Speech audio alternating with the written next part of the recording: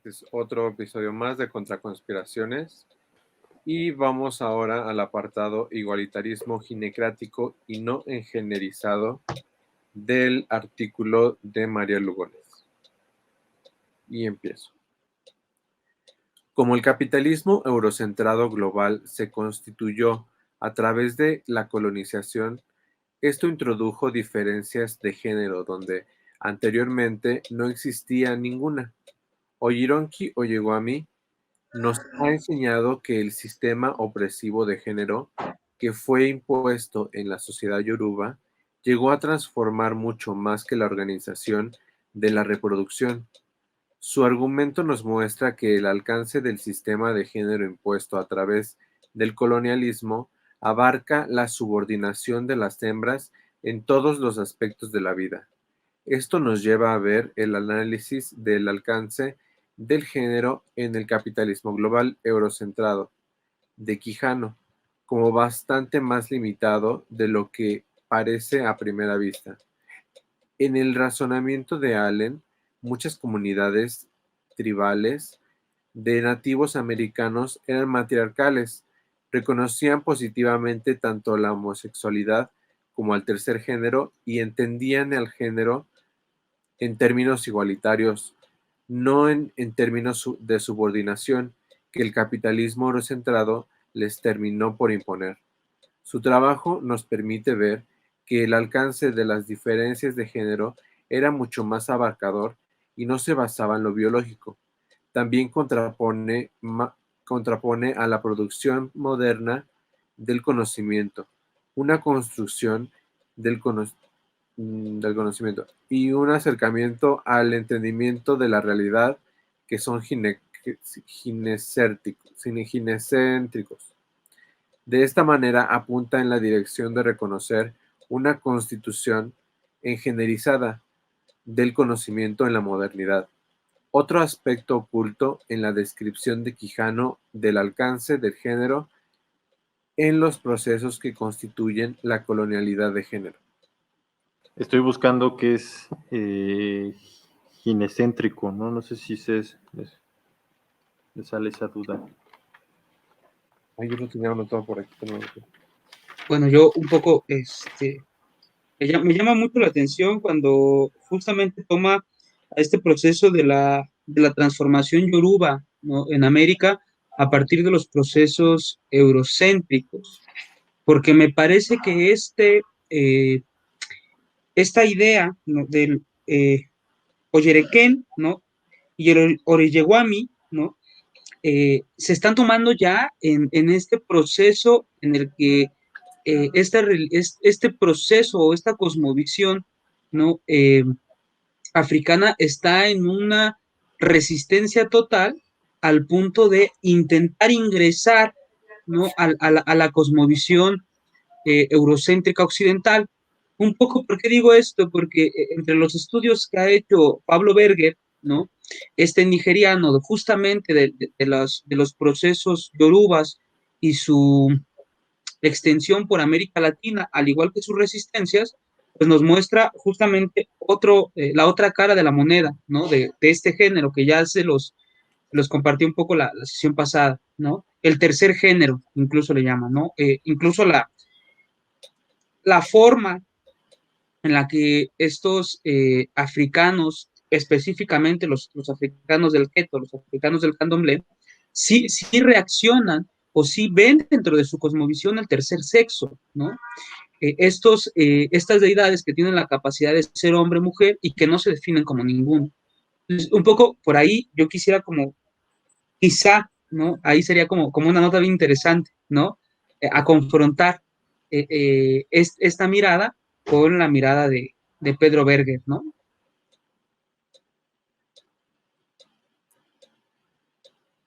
Está muy interesante eso, y yo lo que veo también un poco y muy rescatable en el texto es justo pensar cómo en las sociedades originarias del mundo, se podría decir incluso, no se pensaba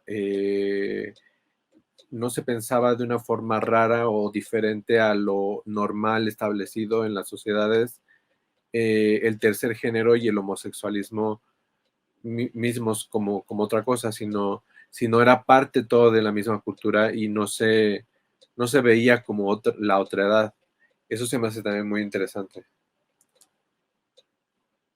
Justo, incluso estas características, ¿no? Que ya le va a dar el eurocentrismo a la fémina, por ejemplo, de ser ella quien usa estos maquillajes, de ser ella quien usa estos faldones y estos atuendos tan féminos, ¿no? Digámoslo propiamente así en la mirada occidental, van a ser bien interesantes desde cómo nos los muestra Berger y la resistencia que ha tenido el candomblé, ¿no? Justo también cómo es que estas grandes deidades, ¿no? Estos machos, grandes machos que se muestran dentro de estas religiones, la única forma en la que ellos van a guerrear o a la lucha es con faldones muy grandes y con ropas muy a la fémina, porque quieren que los vean, ¿no? Digo, ya puesto en estas categorías occidentales. Entonces, ahí pues incluso podríamos decir que si bien se sabe que es él, ¿no? Pongamos específicamente la deidad de Shango, sabemos que es él, pero su vestimenta no es propiamente de él, ¿no? Sino hay una cosa bien interesante en la que utiliza el faldón, por ejemplo, utiliza estos elementos en el rostro que le cubren el rostro y que muestran parte de su feminidad, ¿no? Bien interesante, al menos desde el candomblé, porque justo me parece que desde donde lo toma es desde esta Cuba que está en resistencia y que es quizá la parte yoruba más conocida en el mundo. Esta resistencia yoruba que hoy conocemos y hoy vemos en la isla cubana, ¿no?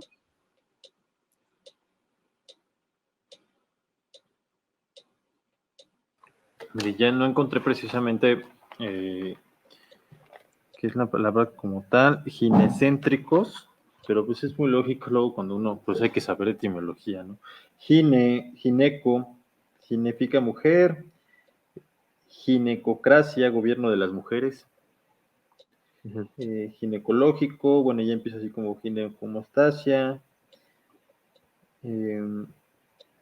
existe aquí, según este diccionario, una ginefobia.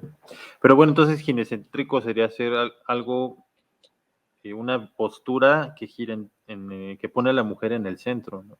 Sí, y es también como ubicar a las mujeres como algo igualmente avanzado que lo visto, que el hombre, por así decirlo.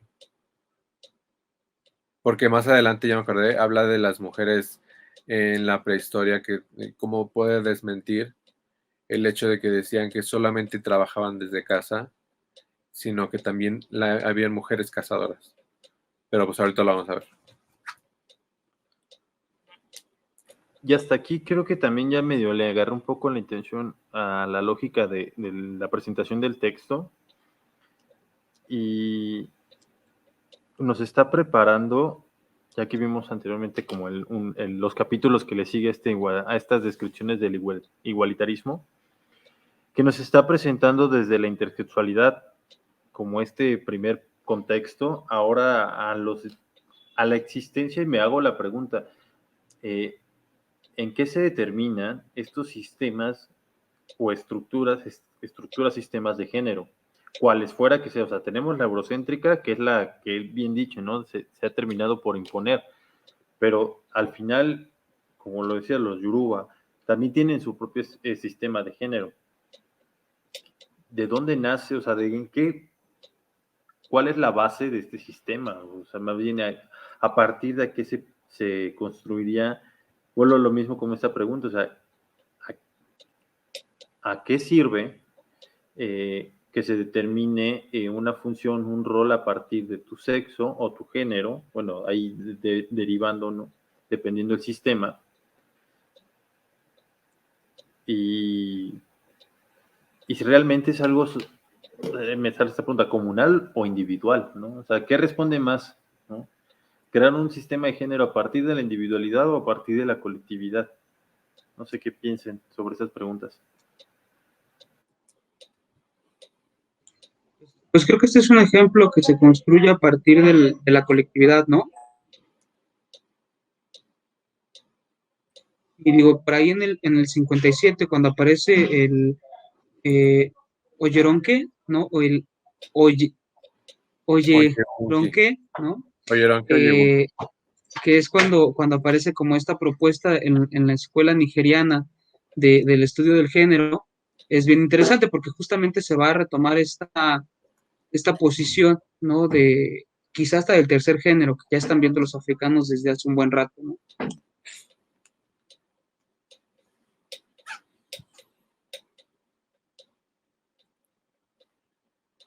Seguimos el texto entonces. Sí, sí, sí, sí. Igualitarismo sin género. Oyeronki Oyegumi se pregunta si patriarcado es una categoría transcultural válida.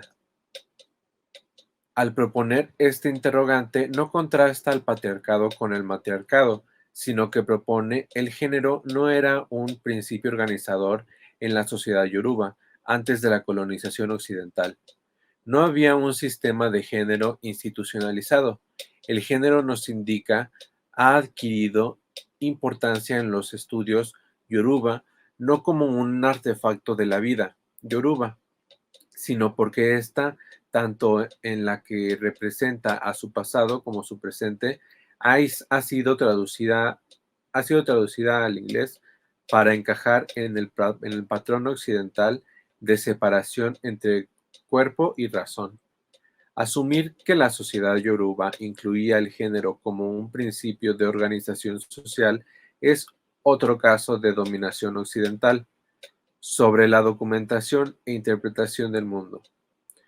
Una dominación que es facilitada por el dominio material que Occidente ejerce sobre el globo. Oyegumi afirma que las investigadores siempre encuentran el género cuando los están buscando. La glosa usual de las categorías yoruba, obinin y okundin, como hembra, mujer, y macho, hombre respectivamente, es una traducción errónea. Estas categorías no se oponen en forma binaria, ni están relacionadas por medio de una jerarquía. Los prefijos "oben" y "yokun" especifican una variación anatómica que Oyegunki traduce como apuntando al macho y a la hembra en el sentido anatómico, abreviándolos como anamacho, anahembra. Es importante notar que estas categorías no son entendidas como binariamente opuestas. Oyegumi entiende el género introducido por Occidente como una herramienta de dominación que designa dos categorías sociales que se oponen en forma binaria y jerárquica. Mujeres. El término de género no se define a través de la biología, aun cuando sea asignado a las anahembras. La asociación coloquial entre anatomía y género es parte de la oposición binaria y jerárquica, central a la dominación de las anahembras introducida por la colonia. Las mujeres son definidas en relación a los hombres, la norma. Las mujeres son aquellas que no poseen un pene, no tienen poder, no pueden participar en la arena pública. Nada de eso. Nada de esto era cierto de las anahembras yorubas antes de la colonia. La imposición del sistema de Estado europeo, con su concomitante maquinaria burocrática y legal, es el legado más duradero de la dominación colonial europea en África. La exclusión de las mujeres de la recientemente creada esfera pública colonial es una tradición que fue exportada al África durante este periodo. El mismo proceso que las categorizó y las redujo a hembras a mujeres, las descalificó de hembras a mujeres, las descalificó para roles de liderazgo. La emergencia de la mujer como una categoría reconocible, definida anatómicamente y subordinada al hombre en todo tipo de situación, resultó en parte de la imposición de un Estado colonial patriarcal. Para las mujeres, la colonización fue un proceso dual de inferiorización racial y subordinación del género. Uno de los primeros logros del Estado colonial fue la creación de mujeres como categoría. Por lo tanto, no es sorprendente que para el gobierno colonial haya resultado inimaginable el reconocer a hembras como líderes entre las gentes que colonizaron, incluyendo los Yoruba. A un nivel, la transformación del poder del Estado en poder masculino se logró excluyendo a las mujeres. De las estructuras estatales, esto se mantuvo en un profundo contraste con la organización del Estado Yoruba, en la cual el poder no estaba determinado por el género. Un poco aquí, antes de que se me olvide, me recuerda un poco esto que decía al principio, sobre, sobre cómo se vio el término de género en las definiciones que iban existiendo después de la colonia y cómo los hombres eran la norma y las mujeres eran definidas a partir de lo que eran ellas diferentes a los hombres. Me acordé de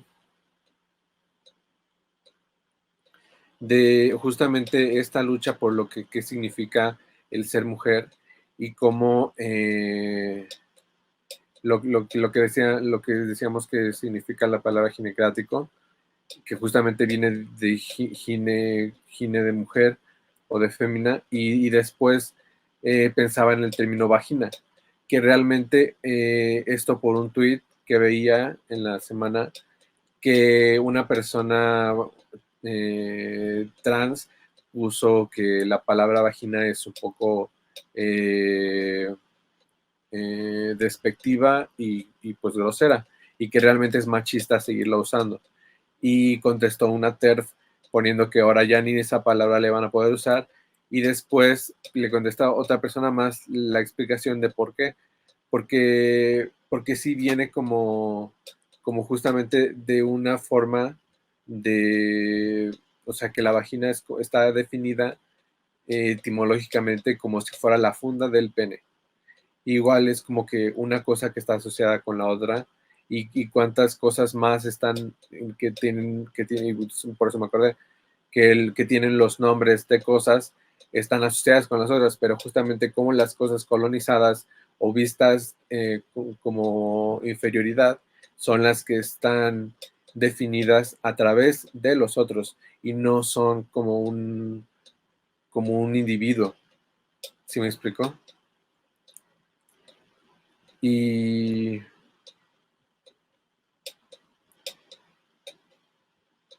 ya no me acuerdo qué otra cosa iba a decir.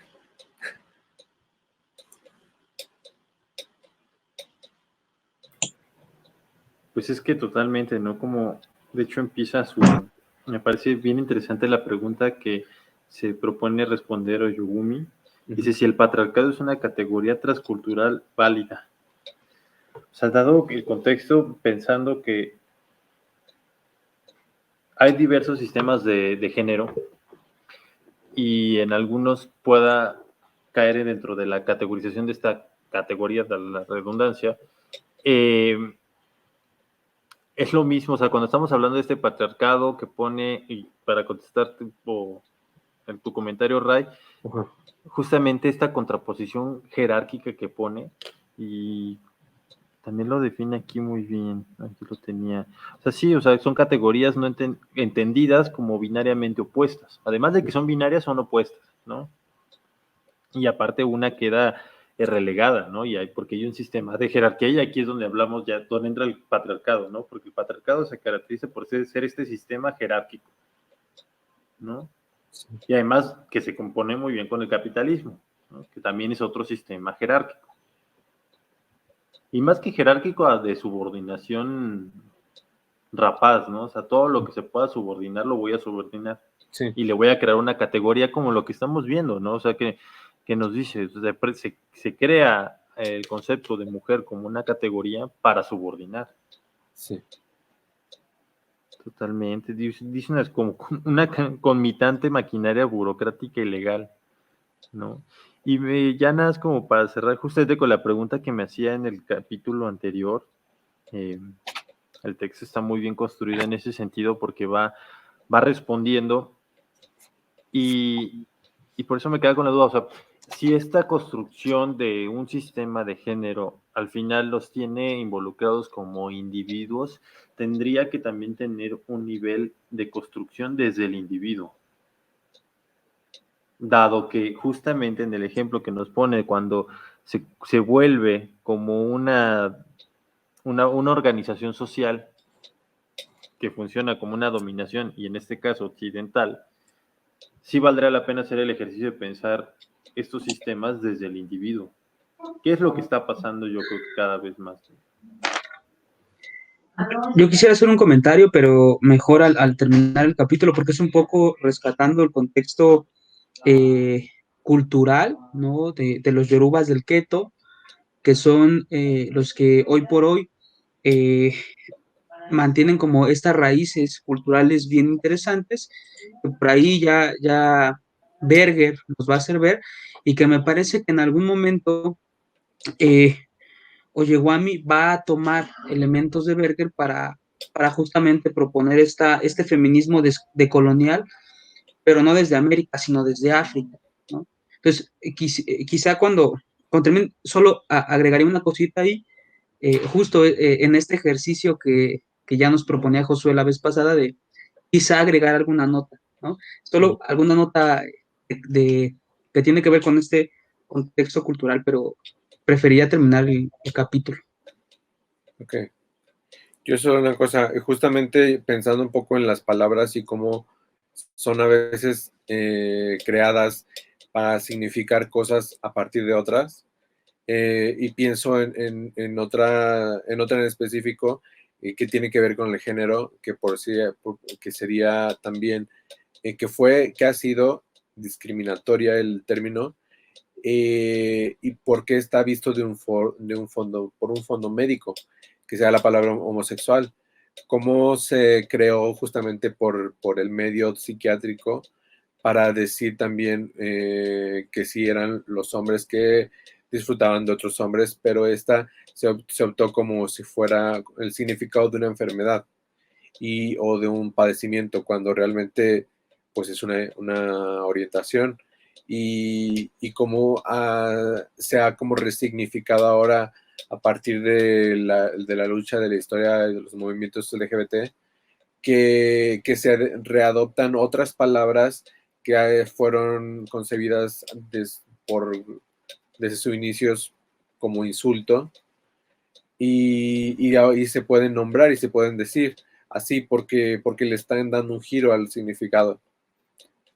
Y no sé, como por ejemplo la palabra maricón, que ahora te puedes autonombrar así, y es como más impactante para ese otro que te está oprimiendo con el significado de esa palabra.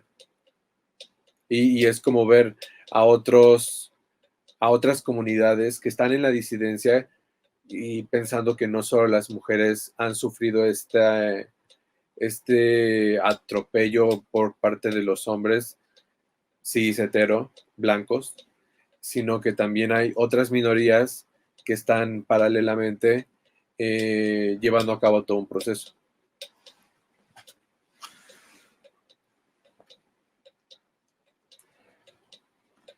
Me perdí dónde iba. ¿Quiere continuar el texto? A ver, Oyebumi reconoce dos procesos cruciales en la colonización: la imposición de razas como la consecuente inferiorización de los africanos y la inferiorización de anahembras. Esta última se extendió muy ampliamente, abarcando desde la exclusión en roles de liderazgo hasta la pérdida de la propiedad sobre la tierra y otros importantes espacios económicos. Oyewumi nota que la introducción del sistema de género occidental fue aceptada por los machos yoruba, quienes así se hicieron cómplices. Confabularon con la inferioridad de las anahembras. Por lo tanto, cuando pensamos en la indiferencia de los hombres no blancos a la violencia contra las mujeres no blancas, podemos comenzar a comprender parte de lo que sucede a través de la colaboración entre anamachos y colonizadores occidentales contra las anahembras. Oyewumi Deja en claro que tanto hombres como mujeres resistieron en diferentes niveles los cambios culturales. Es por ello que mientras en el Occidente el desafío del feminismo es encontrar una vía para proceder desde una categoría mujer que está saturada en términos de género hacia la plenitud de una humanidad asexuada. Para los Yoruba o Birin, el desafío es obviamente diferente porque a ciertos niveles en la sociedad y en algunas esferas, la noción de una humanidad asexuada no es ni un sueño a que aspira ni un recuerdo para recuperar. Esa noción existe, aunque se haya encadenada con la realidad de sexos jerárquicos y separados impuestas durante el periodo colonial. Podemos ver el alcance de la colonialidad de género en el análisis de Quijano. Podemos ver que el alcance de la colonialidad de género en el análisis de Quijano es demasiado limitado. Para definir el alcance de género, Quijano asume la mayor parte de lo prescrito de los términos del lado visible, claro, hegemónico del sistema de género colonial moderno. He tomado un camino que me ha llevado fuera del modelo de Quijano, de la colonialidad de género, para revelar lo que el modelo oculta, o que nos permite considerar en el alcance mismo del sistema de género del capitalismo global eurocentrado. Por esto, a pesar de que creo que la colonialidad de género, como Quijano cuidadosamente la describe, nos muestra aspectos muy importantes de la intersección de raza y género, el marco afirma el borrar y excluir a las mujeres colonizadas de la mayoría de las áreas de la vida social en vez de ponerlas al descubierto. En vez de desbaratarlas, se ajusta a la reducción del alcance de la dominación de género. Al rechazar la lente del género, se caracteriza la inferiorización de las ana-hembras bajo la colonización moderna. Ujiwumi deja en claro la extensión y el alcance de la inferiorización. Su análisis del género como construcción capitalista, eurocentrada y colonial es mucho más abarcadora que la de Quijano. Nos permite ver la inferiorización cognitiva, política y económica, como también la inferiorización de ana-hembras con respecto al control reproductivo. Fin de capítulo, de apartado. ¿Quieres comentar algo, Armando, aquí? Sí, justo esta parte, ¿no? En donde otra vez vuelven a arremeter contra Quijano, pero quizá hacerle más que arremeter, hacer la anotación, perdón, ¿no? Y justamente, ¿no? Porque pues, aquí nuestra autora en cuestión, Ayewomi, ¿no? Está tomando justamente esta mirada de la pérdida del poder de la fémina, un poco, me parece, por eso les decía, que me parece que aquí está retomando mucho de estos elementos culturales de esta África del Keto, ¿no? Que también es una África yoruba, en donde el poder político, religioso y cultural de la fémina está ahí desde el principio, ¿no? Tanto es así que no solo existen los sacerdotes, sino que existen las sacerdotisas, ¿no? Que tienen el mismo nivel jerárquico en todo sentido. Y me parece que por eso va a retomar esta parte de Quijano, ¿no? Cuando dice que es demasiado limitado, no solo porque únicamente se refiere a los términos biológicos, sino porque de alguna manera va a tomar, me parece, una de las partes de la cultura yoruba, pues limitada, que ya está, ¿no? Adoptando los principios colonizadores o occidentales de las formas de dominio del género. Un poco, ¿por qué digo esto? Porque justamente en esta otra mirada de la que ya les hablaba, que es la que se asienta en Cuba, pues se le da ya muy poco poder, digámoslo así, no solo político, incluso religioso a la fémina, y ya es uno de estos elementos culturales que Ayewomi nos está hablando. Hacernos o creernos parte de este colonizador y apropiarnos de este lenguaje, pues me parece que es lo que está denunciando, ¿no? Se está perdiendo parte de esta esencia, pues no sé si podamos llamar esta esencia africana, ¿no? Eh, lo voy a poner en palabras de Pedro Berger, que se está perdiendo la esencia del África negra, ¿no? que es esta África, y él, ¿por qué le llama África negra, Pedro Berger?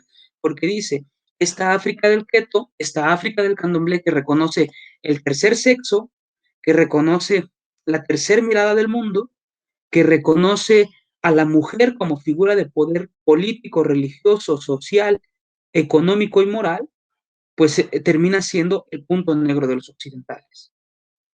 Y entonces por eso hay que acabar con ella. Y entonces Pedro Berger es quien está o estuvo haciendo resistencia a eso. Desafortunadamente tuvo poco eco, pero ahora que la verdad es que no conocía a Yewami, pero pues creo que es quien le intenta hacer como el eco. Yo creo que ahora hay que extender un poco este mensaje, pero sí, o sea, yo sí diría que más que extenderlo por esta parte de la Cuba popular, que es la que en la actualidad está recuperando gran parte de esta África yoruba, sí creo que hay que ir a ver esta África del que sigue viva o que está viva de alguna manera en el Brasil y que está viendo estas otras figuras, ¿no?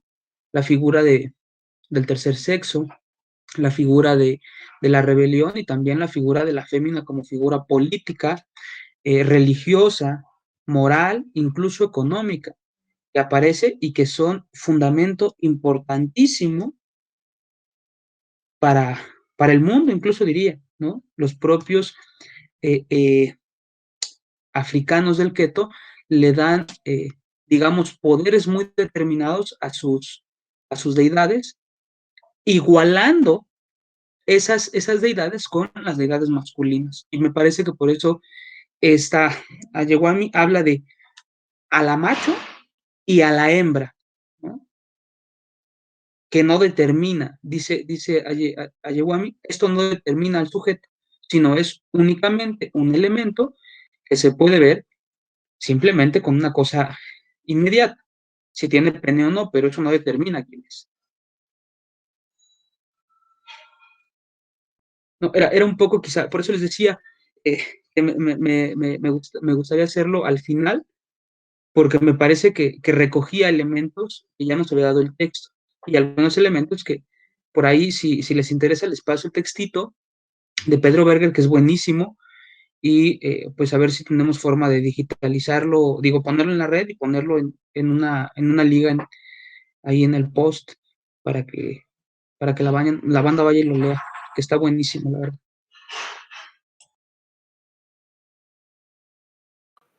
Fíjate que está, ahorita que decías eso, también me surgió la duda, de ya que tenía el diccionario a la mano, de buscar colonia. Y me parece bien interesante que la mayoría de las definiciones que nos puede dar es a partir de un territorio. O sea, concebir a la colonia como un territorio, y si te estamos hablando de modelos coloniales, de procesos de colonizantes, creo que sí tiene que ver mucho pensar desde dónde y pensarlo desde una interseccionalidad como lo propone Lugones, ¿no?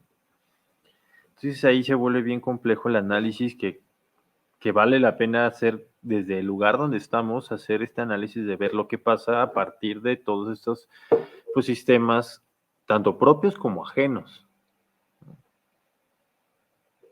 Y cuestionarnos, retomando eso que me dejó muy marcado, qué tanta lealtad le tenemos a estos sistemas.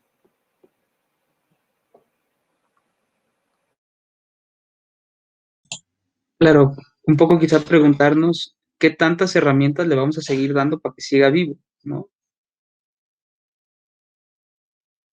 Que al final del día acaba siendo como un hidra, ¿no? Le cortas una cabeza y sientes que ganaste, pero le salen dos, ¿no? Entonces, pues ahí pensar, en vez de cortarle cabezas, pues cómo apuñalarle el corazón, ¿no? Y ver si podemos frenarlo, porque pues si no acaba siendo reproducivo, por esto que dices y que retomas, ¿no? ¿Cuánta fidelidad le tenemos a este sistema? ¿Cuánta fidelidad hay?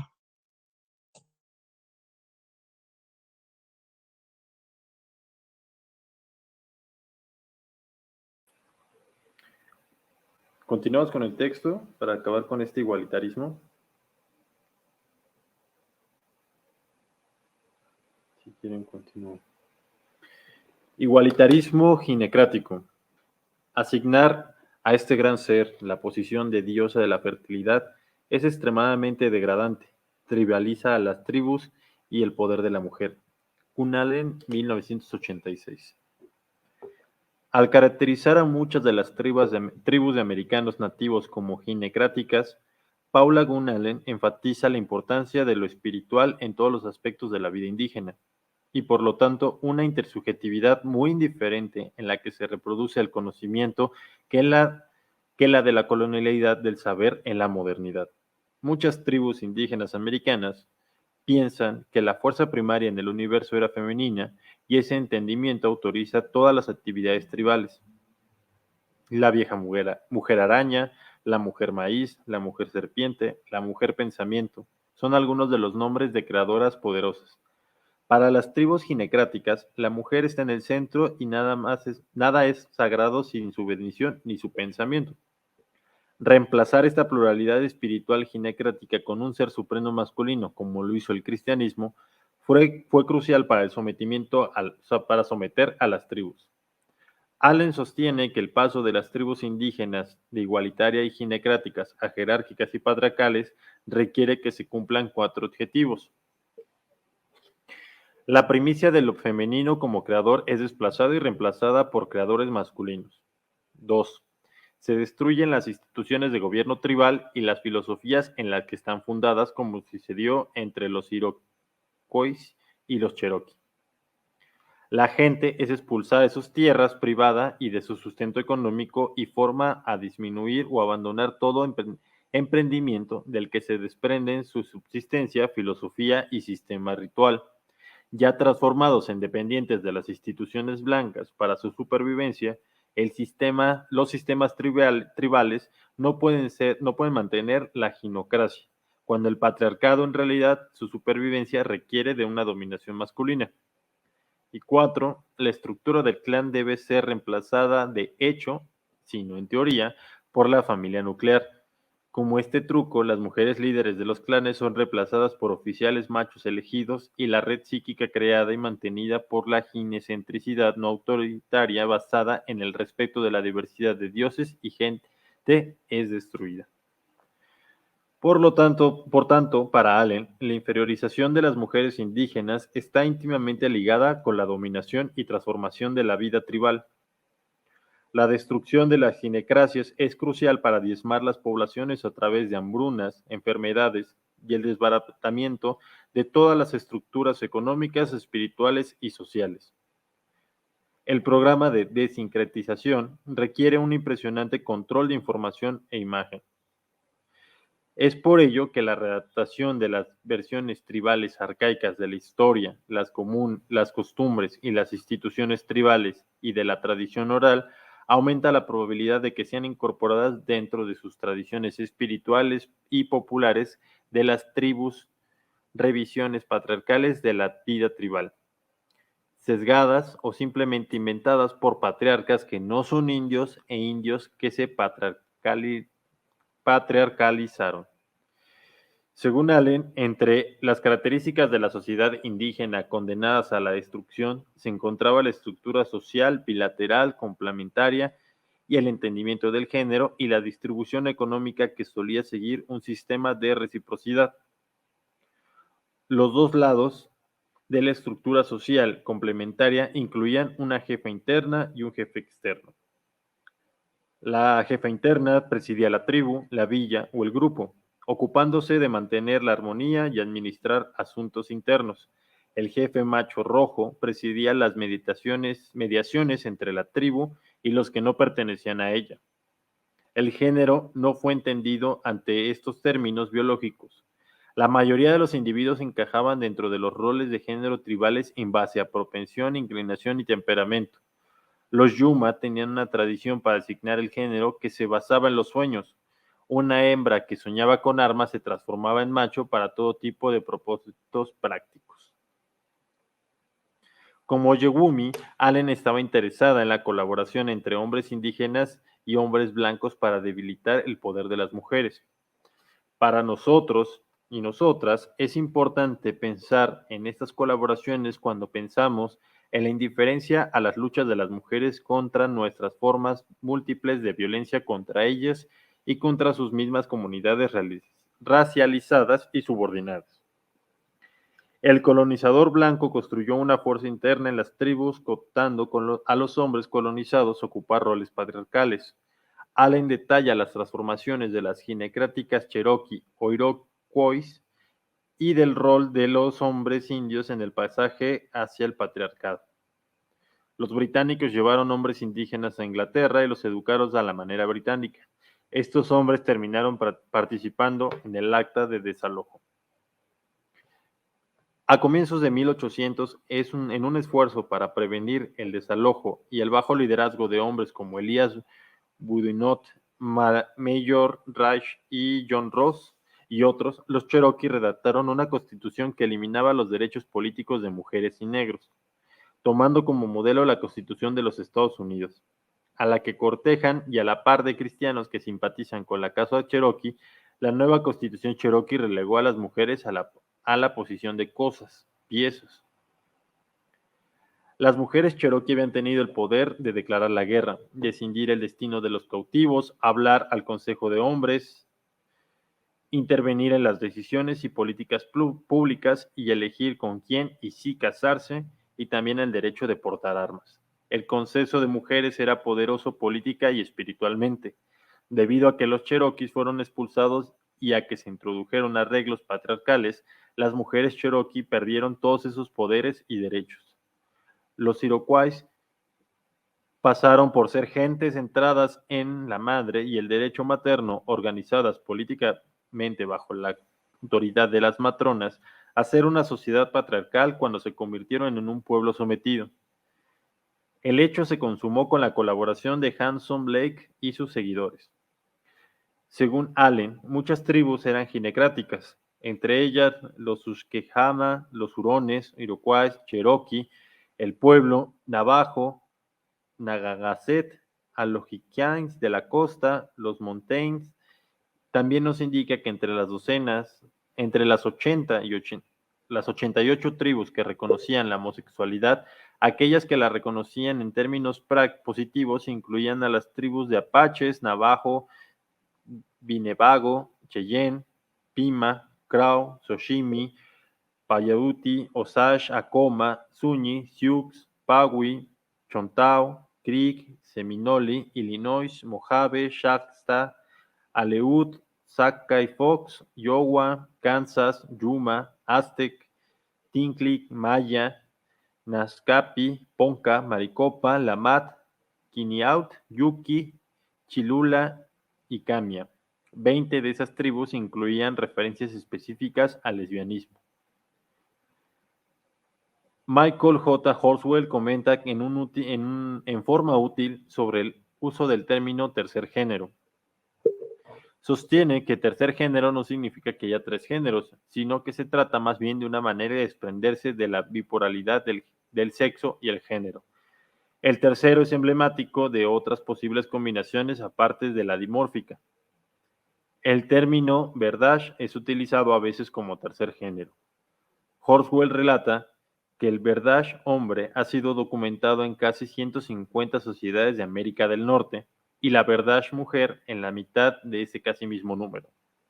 También comenta que la sodomía, incluyendo la ritual, se registró en sociedades andinas y en muchas otras sociedades nativas de las Américas. Los nahuas y mayas también reservaban un rol para la sodomía ritual. Es interesante lo que Sigal revela en relación a la concepción de los españoles sobre la sodomía.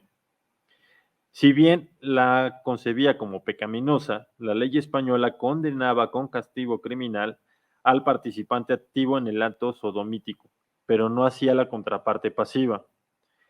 En la cultura popular española, la sodomía fue racializada al vincular la práctica con los moros, a la vez que el participante pasivo comenzó a ser castigado ya que se le consideraba como si fuera un moro. Los soldados españoles eran vistos como participantes activos en la relación a los moros pasivos. El trabajo de Allen no solo ha permitido reconocer lo estrecho de la concepción que Quijano tiene del género en lo que respecta a la organización económica y a la organización de la autoridad colectiva, sino que también nos ha permitido ver que tanto la producción del conocimiento de todos los niveles de la concepción de la realidad se hallan engenerizados. Allen también aporta el cuestionamiento de la biología y su incidencia en la construcción de las diferencias de género y presenta la importante idea de poder elegir y de soñar con roles de género. Además, Allen también evidencia que la heterosexualidad característica de la construcción colonial moderna de las relaciones de género es producida y míticamente construida. Pero la heterosexualidad no está simplemente biologizada de una manera ficticia, también es obligatoria y permea la totalidad de la colonialidad de género. En la comprensión más amplia que le estamos dando a este concepto, en este sentido, el capitalismo eurocentrado global es heterosexual. Creo que es importante que veamos, mientras intentamos entender la profundidad y la fuerza de la violencia en la producción tanto del lado oculto, oscuro, como del lado visible, claro, del sistema género moderno colonial, que esta heterosexualidad ha sido coherente y duramente perversa, violenta, degradante, y ha convertido a la gente no blanca en animales y a las mujeres blancas en productoras sobre la raza blanca y de clase burguesa. Los trabajos de Segal y Horswell complementan el de Allen, particularmente en lo que respecta a la presencia de sodomía y a la homosexualidad masculina en la América precolombina y colonial. Brutal, ¿no?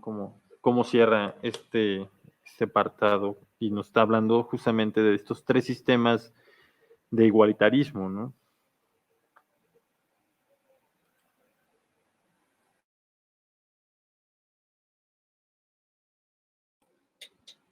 A mí en cuanto al texto, se me hace muy, no sé, me pongo a pensar como un poco a la colonización llega a ser a grados también religiosos, porque, por ejemplo, hablando de la traducción de textos como la Biblia, la palabra humanidad, ¿cuántas veces es traducida como el hombre? Y pues ese es un grado más de invisibilización a los sujetos en cuestión, ¿no? Y luego como desde tiempos, pues hace mucho tiempo, en las comunidades originarias existían para ellos en su cosmovisión las personas trans, que no eran llamadas así porque no se había impuesto aún un término colonial o una forma de represión de su pensamiento. Pues, como comenta Lugones, los Yuma tenían la tradición para designar el género que se basaba en los sueños. Una hembra que soñaba con armas se transformaba en macho para todo tipo de propósitos prácticos. Y no sé, esto se me hace un poco loco pensarlo, en que si tenían ya esta concepción de que una hembra o un macho soñaban cosas del sexo opuesto, por así decirlo, entonces se convertían y eran ya tenían esa identidad, por así decirlo, trans, ¿no? No sé, eso me voló la cabeza. Me parece que parte de la complejidad o una pequeña parte de la complejidad de este texto es los elementos tan trans, inter y multiculturales que está utilizando, ¿no? Que justamente nos está enseñando esta otra realidad, que en muchos casos sigue en resistencia, y nos está diciendo, o sea, hay que hacer decolonialidad desde todas estas miradas, ¿no? Porque, pues si bien también nos está enseñando que la colonialidad se ha expandido tanto, que ha invisibilizado estos quizás hasta cientos de culturas, nos está invitando a hacer resistencias desde otros lados, ¿no? Y me parece muy, muy acertado cuando apuntala este elemento del tercer sexo, ¿no? Es decir, no es que exista un tercer sexo, sino es una categorización para romper con el proceso binario que tenemos hasta este momento, ¿no? Y no es que simplemente podamos contar el sexo hasta tres, ¿no? O el género hasta tres. Bueno, quizá el sexo sí, ¿no? Pero el género no es que lo podamos contar hasta, ¿no? Y entonces me parece que por eso es tan interesante, ¿no? Que haga esta anotación de este tercer género, ¿no? Para decirnos, no es que solamente podamos contar hasta tres, sino que hay aún más ahí atrás, ¿no? Ahí afuera, que la colonialidad nos impide ver, y por eso creo que es ahí en donde se pone tan complejo, ¿no? Que hay que tener medianamente la noción del punto de enunciación para quizá atrevernos, ¿no? A entrarle más a fondo, porque así ya de por encimita, digo, a mí ya me dio miedo, ¿no? Porque está bien complejo esta propuesta cultural que nos está haciendo, por todos los elementos que retoma, ¿no?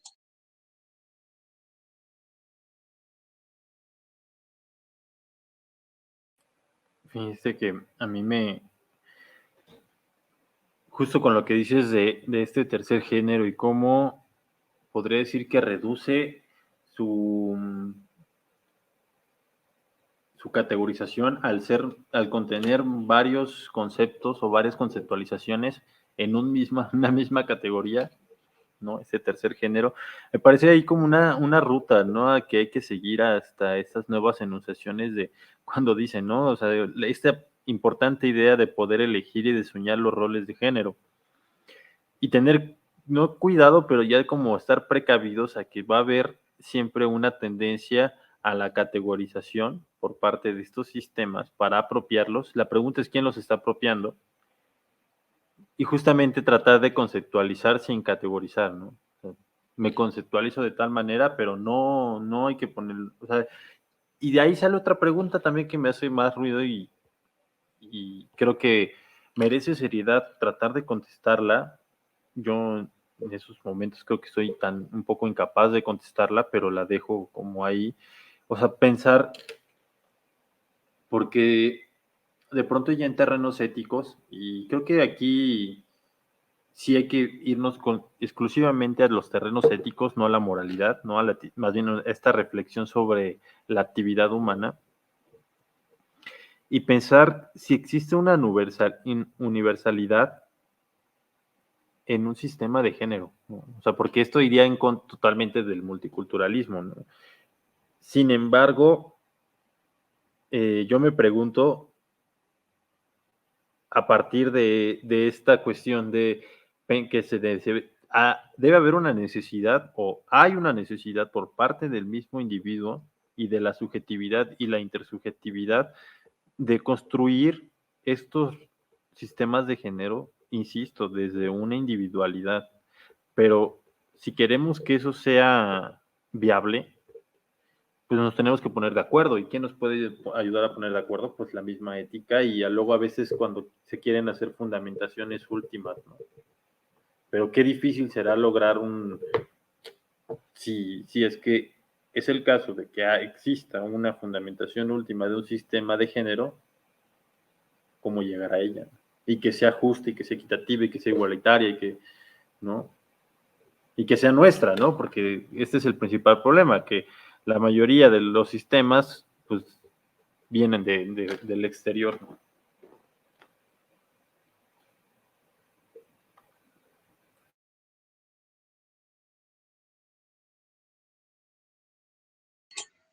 Yo creo que sí hay que echarle una buena pensada, ¿no? Y como dices, Josué, tratar de responderla con mucha seriedad, porque tratar de aventar una respuesta a bote pronto, sí, nos puede meter en muchos conflictos, ¿no? Yo sí creo que puede existir, pero hay que ver, o sea, cómo, ¿no? Claro, yo creo en las universalidades culturales, ¿no? Pero, o sea, incluso será prudente una universalidad cultural, porque entonces se eliminan todas las otras, ¿no? Pero pues nos damos cuenta que existe una, ¿no? Y que nos está pegando en la cara. Una universalidad de género, pues es que sí hay que echar una buena pensada, ¿no? Porque inmediatamente podemos decir que sí, y es lo que nos está golpeando en la cara. Pero eso implicaría entonces invisibilizar todas las resistencias que hay allá afuera, ¿no? Y que nos están diciendo, hey, ¿no? Pero decir que no también quizá implicaría renunciar a esta realidad. Entonces yo creo que sí hay que echarle una pensada, ¿no? Y, y mucha seriedad.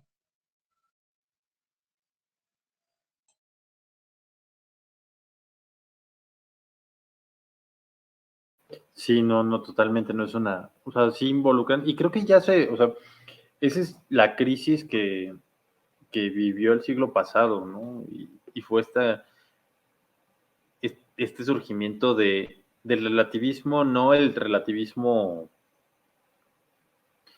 ¿cómo se llama? Ninguneado, ¿no? Porque hay un relativismo ninguneado por como toda esta fuerza de pensamiento que ha habido antes, ¿no? Sino un relativismo, y no, fíjate, Nietzsche no es la referencia más adecuada, pero este nihilismo, ¿no? De pronto que todo se reduce a nada, pero en una nada de complejidad, ¿no? Entonces, pues al final, si hay una crisis de universalidad, pues tú cuando dices, es que sí, yo te puedo decir, pero entonces no, o sea, porque si nos estamos dando cuenta que la universalidad solamente le ha dado el poder a un sistema moderno colonial de decir qué está bien y qué está mal, pues entonces, y además, que ya no solo, justamente como nos muestra Lugones, hay muchas lógicas y que aparte lo universal solo se basa en una lógica, ¿no? Y puede ser universal dentro de esa lógica. Por eso sí es compleja la pregunta y hay que reducir justamente, bueno, y nos hace más evidente de que solamente pues, seguimos operando en una sola lógica, ¿no? No sé si eso es una llamada de atención o una condición humana. Que seguimos teniendo irrisoriamente cierta fe, ¿no? Diría yo, muy irrisoriamente, ¿no?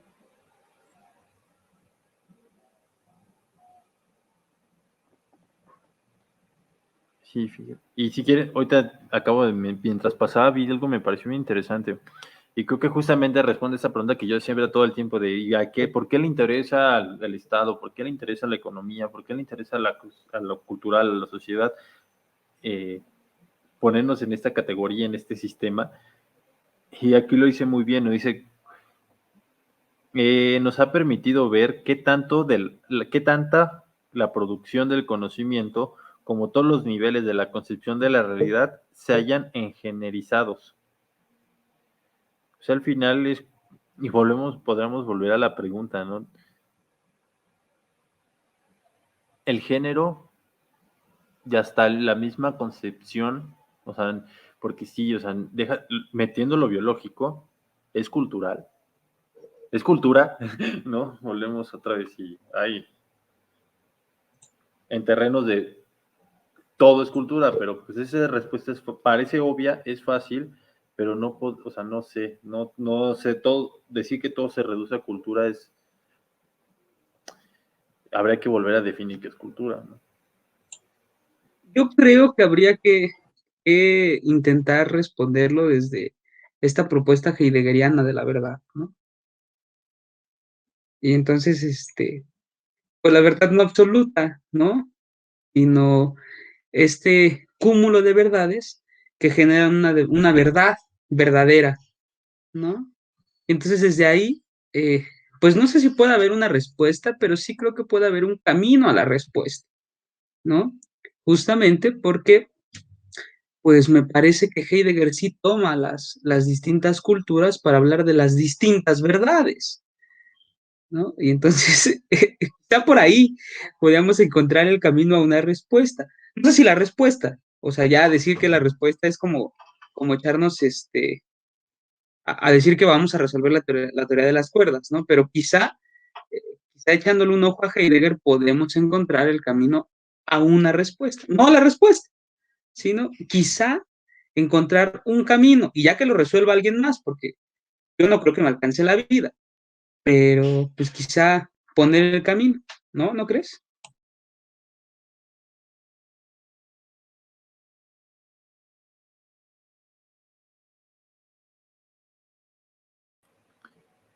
Fíjate que me quedo pensando justamente en esta, ¿cómo lo pones? Como caminos. Y creo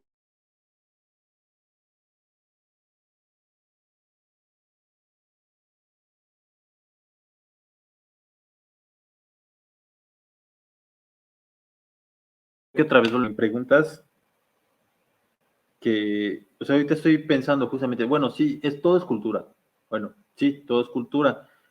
Pero aquí lo interesante y, por ejemplo, lo que nos hace evidente es de, pues, y si vamos a hablar de los mismos términos, todo este sistema en el que estamos viviendo sí es humano, es cultura, pero ¿qué tanto somos partícipes en la construcción de esa cultura? ¿No? Vamos a darle, ok, sí, todo, el volteo, todo es humano. Entonces, a mí creo que seguramente, sí, y es más cuando salimos de los términos, de los terrenos de la filosofía, cuando hay más esta acción, hacer pausa, esa atención a pensar y cómo ser partícipes en la construcción, ¿no? De la cultura, de lo humano.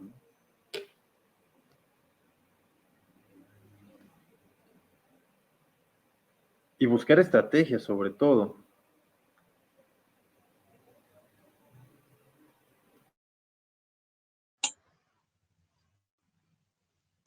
Es que justo este rollo de lo humano, un poco, eh, pues ahí es como un poco antropológico, ¿no? Buscar el sentido humano, ¿no? O sea, quizá un poco esto que pones por acá me recuerda a Martin Buber, ¿no?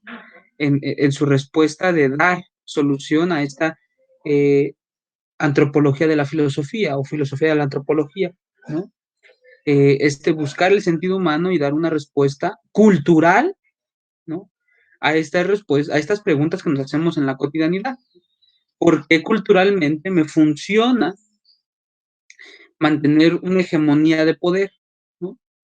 Y entonces desde ahí, eh, hegemonizar todos los procesos y proponer una verdad, ¿no? Pero no cualquier verdad, proponer la verdad. Y entonces yo soy el que maneja la hegemonía de la verdad, ¿no?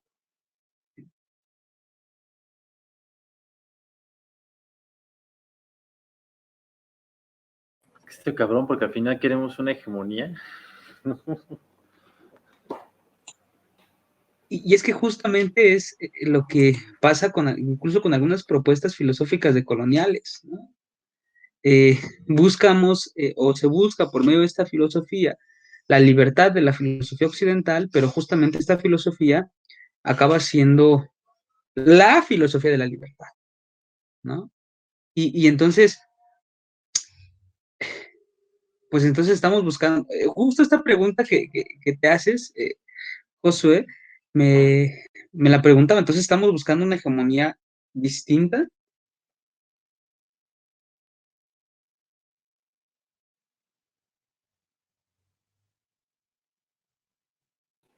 Pues yo no creo que distinta, más bien se busca una que te nombre realmente lo que eres o lo que seas. No sé, pienso por ejemplo en esto que nos dice Lugones acerca de desnaturalizar la mirada y por más allá de una simple descolonización, sino justamente un entendimiento más que abarque más acerca de cómo las palabras se pueden también usar para ir en contra de los términos que se impusieron colonialmente. No sé, por ejemplo, justamente ahora el término no binario, que es para definir algo que está en contra de lo que se puso colonialmente como género o como normado, y otras más, pienso en queer y así, y pues como es justamente podemos pensar un poco en verlo de una forma de defensa ante el tipo de poder y colonialismo que se obtuvo, que se tuvo en un momento.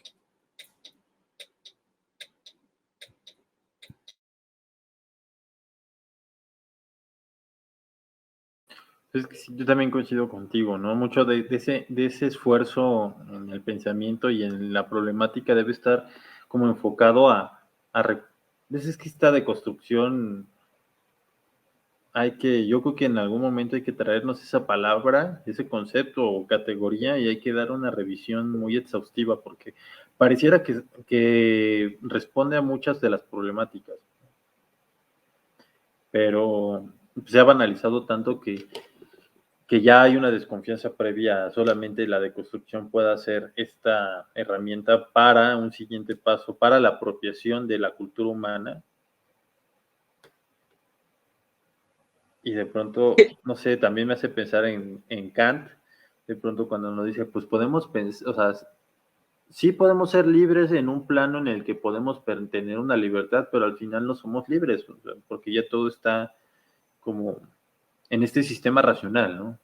No en un complejo, pero pensando más bien en que los mismos sistemas y las metaestructuras ya están tan hechas que no, yo ya no necesitaría pensar que necesitamos estar conectados como la Matrix a un sistema ya dado, ya no solo por humanos, ¿no? Sino por el mismo sistema. Y habría que revisar como más teorías pues sí, o sea, no sé, el dimorfismo, hay unas cosas que es como, o sea, ciertas cosas que luego empieza que la ciencia, la física, la química han encontrado de cómo se comportan las estructuras no humanas que son parte ya del humano también, ¿no?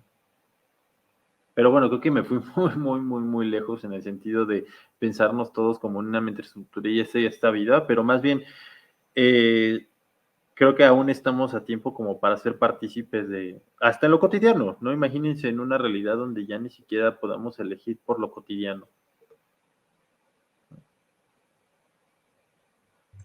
Ahí sí sería, dale.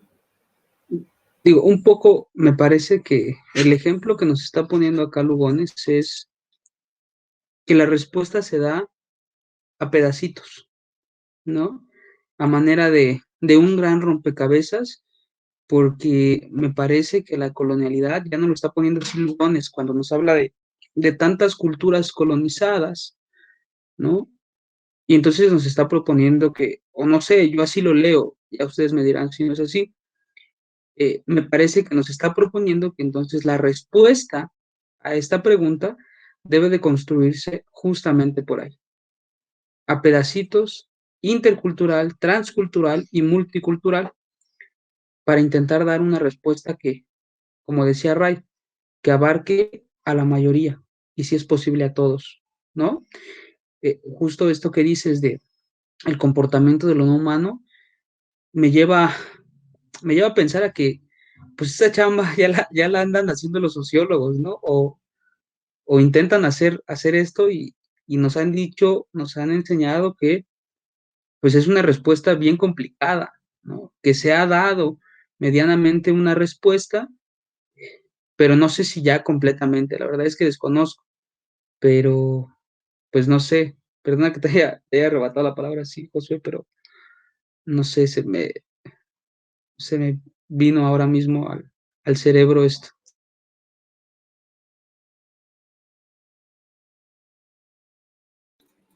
Y yo pienso un poco también en que lo que decías, en algo que abarque a todos, ahora poniéndolo como en un grado de dificultad un poco más arriba, pienso yo, que abarque a todos también, ¿no?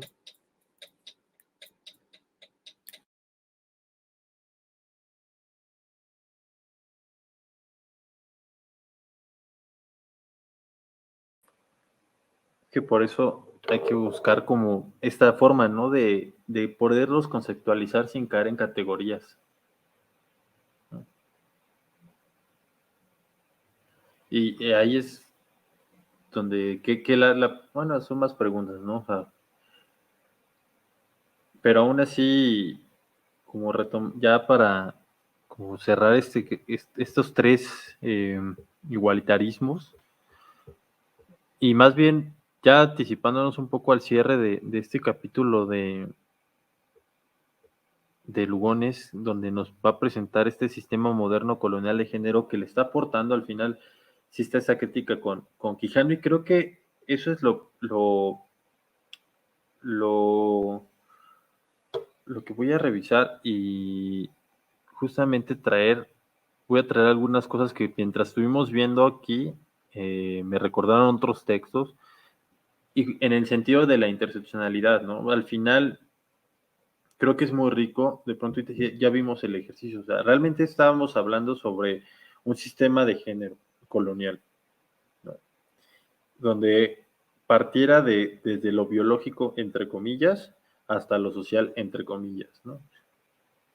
Cultural, ¿no? Entre comillas. Pero fíjense que esto se puede llevar a cualquier terreno, ¿no? O sea, desde tan sencillo la forma en la que ahí es donde queda la pregunta y la constante que decía, ¿no? Qué fortuna de la época en la que podamos estarnos haciendo estas preguntas cuando todavía estamos como a medio proceso, ¿no? Si nos ponemos a pensar, llevamos 3 siglos ya con esta conciencia independiente de la colonia. Siguiendo viviendo la colonia, seguimos viviendo la colonia, ¿no? Pero realmente es poco tiempo, ¿no? Al final, sí hay que tomar, ya como no desvariar tanto, en el sentido de que tomar esta responsabilidad del presente y hacer estas preguntas y tratar de contestarlas y desde lo cotidiano, ¿no? Y llevarlas al terreno de cotidiano, porque aquí estamos otra vez en un espacio donde estamos de la mano de grandes autores y autoras, eh, pero pues sí, ¿cómo trasladar esta conversación afuera de estos espacios? Quizá cómo traducir la complejidad de Lugones y estos autores, ¿no? Creo que ese es como un poco el, el elemento que yo me preguntaría, ¿no? Porque, pues a mí sí, ya les decía yo un poco esto al principio. Me gustaría que estas discusiones pues estuvieran allá afuera, ¿no? Entre, que las señoras en vez de platicarse la novela anden discutiendo esto, ¿no? Eso sería mágico. Pero ¿cómo hacemos eso? ¿Se podrá o no hay forma?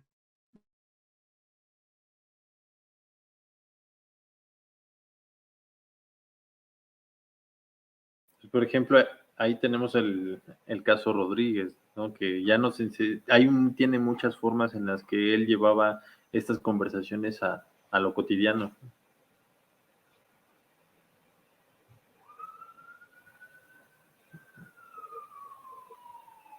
Y llevar, hay que hacernos, de la gráfica, por eso es bien interesante como un poco anticipando que el próximo texto ya no sea completamente un texto académico, sino es un poco a otro tipo de expresión cultural.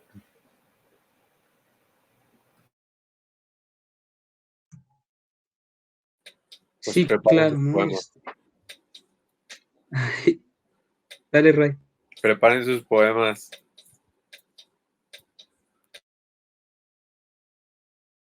Ya, sí, de plan hay que traernos al Bojorges, ¿no? Y alguna novelita por ahí decía este Josué de la Flora Tristán, ¿no?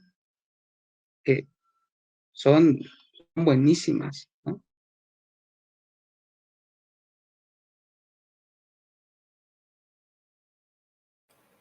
¿Tienen ya acabamos, miren, ahora sí, ya no nos queda un apartado para acabar con Lugones. Creo que vamos a dejar descansar este texto para continuar con otros. No sé si tengan un comentario para acabar con estos igualitarismos. Pues yo me quedo con tu pregunta, ¿no? O mejor dicho, reformulo la pregunta. eh, queremos igualitarismos o, o unas nuevas hegemonías, ¿no? Un poco es la pregunta, ¿no? Me gustaba cómo la respondía Ray, que decía, pues si hablamos entonces de una hegemonía, entonces queremos una donde estemos enunciados todos, ¿no? Donde estemos enunciadas todas. Y entonces eso acaba siendo, y apoyo y secundo entonces la idea. Si entonces buscamos una hegemonía, pues claro, que sea una donde estén enunciados todos y todas, ¿no? Y si no, pues seguiremos diciendo que no queremos nada, ¿no?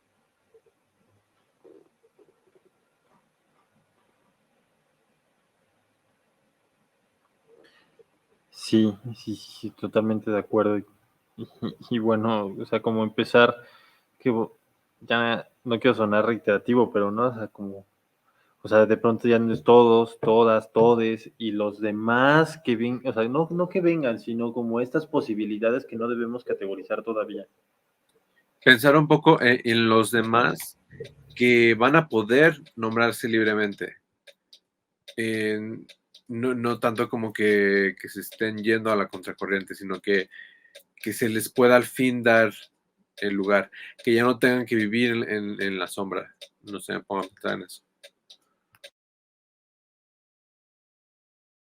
Así que ya tal vez, no sé, la voy a meter la pregunta, igual la abordamos la próxima para que la dejo ahí pensando, pero dado la cercanía de lo corpóreo, porque si recuerdan, este texto nos empezó hablando desde lo corpóreo, ya después se fue empezando a construir a estos sistemas, a estas metaestructuras, pero justamente pensando en que lo corpóreo es una de las cosas más inmediatas y que aparte es este puente, si pensamos ya no solamente en este dualismo de Descartes, ¿no? Sino en este monismo de que el cuerpo y la mente es uno solo,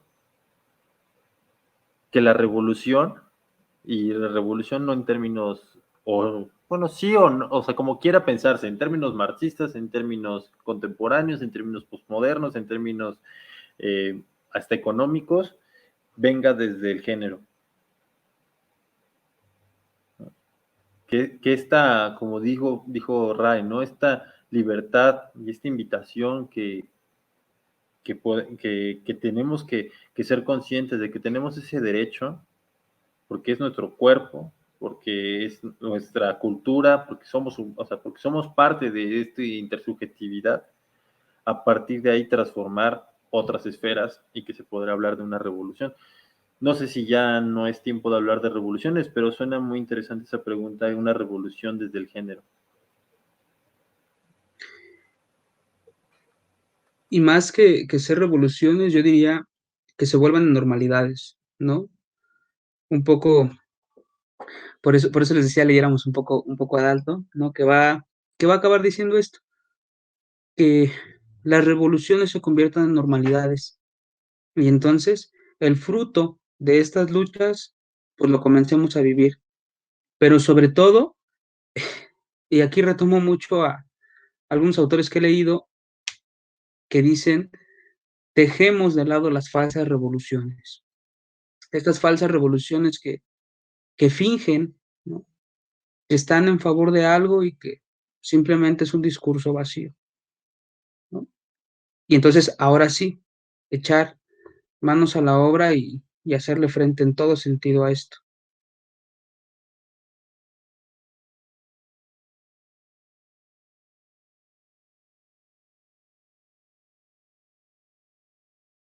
Pues así cerramos.